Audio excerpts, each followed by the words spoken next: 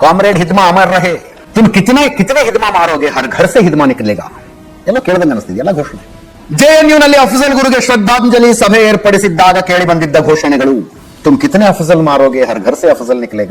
ಈಗ ಮಾಧ್ವಿ ಹಿದ್ಮಾ ಎನ್ಕೌಂಟರ್ ವಿರೋಧಿಸಿ ಮಾಧ್ವಿ ಹಿದ್ಮಾ ಏನು ಕಾಮ್ರೇಡ್ ಹಿದ್ಮಾ ಅಮರ್ ರಹೆ ಘೋಷಣೆ. ಯಾರು ಹಿದ್ಮಾ?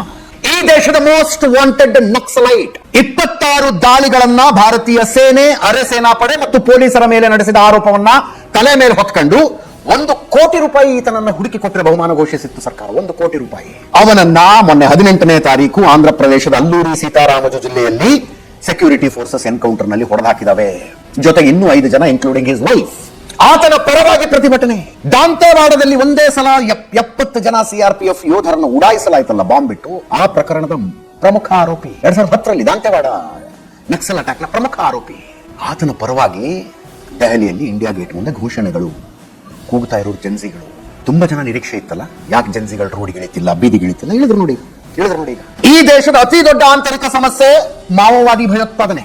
ಅತಿ ದೊಡ್ಡ ಆಂತರಿಕ ಸಮಸ್ಯೆ. ಮುಂದಿನ ವರ್ಷ ಮಾರ್ಚ್ 31ಕ್ಕೆ ಈ ದೇಶ ಆ ಸಮಸ್ಯೆಯನ್ನು ಬಗೆಹರಿಸಿಕೊಳ್ಳುತ್ತೆ. There will be no Naxal violence afterwards ಅಂತ ಸರ್ಕಾರ ಘೋಷಣೆ ಮಾಡಿದೆ. ಅದರ ಭಾಗವಾಗಿ ಆಪರೇಷನ್ ವೈಪ್ ಔಟ್ ನಡೀತಾ ಇದೆ.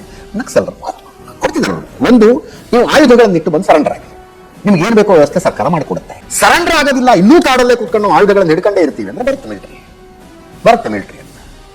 ಆಯುಧಗಳನ್ನ ನಾವು ಹಿಡ್ಕೊಂಡಿರ್ತೀವಿ, ಸರ್ಕಾರದ ಜೊತೆ ಮಾತುಕತೆಗೆ ರೆಡಿ ಇದೀವಿ ಅಂತ ಒಂದು ಸಂದೇಶ ಬಂತು. ಗವರ್ಮೆಂಟ್ ಸೈಡ್ ಆಯುಧಗಳನ್ನು ಕೆಳಗಡೆ ಹಿಡಿಯೋ ತನಕ ನಿಮ್ಮ ಹತ್ರ ಏನು ಮಾತುಕತೆ ಇಲ್ಲ. 12 ವರ್ಷದ ಹಿಂದೆ ಈ ದೇಶದಲ್ಲಿ ಹತ್ತತ್ರ 250 ಜಿಲ್ಲೆಗಳಲ್ಲಿ ನಕ್ಸಲ್ ವೈಲೆನ್ಸ್ ಇತ್ರಿ. ಈಗ ಅದು 6 ಜಿಲ್ಲೆಗೆ ಬಂದಿದೆ.